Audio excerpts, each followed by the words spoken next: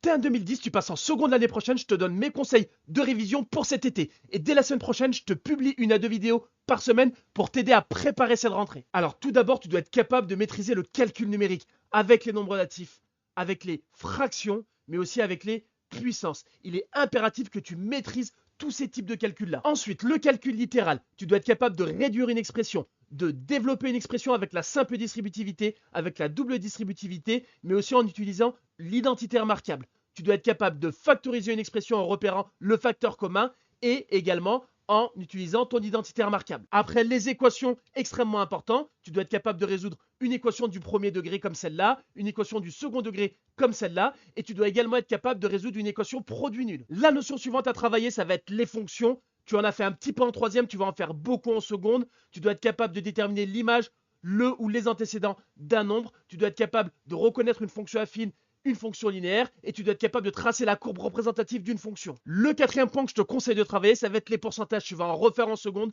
Tu dois être capable de déterminer un pourcentage, de calculer un pourcentage, mais également de calculer un prix après une augmentation ou une diminution. Ce sont vraiment les 4 points à bien travailler pour l'année prochaine.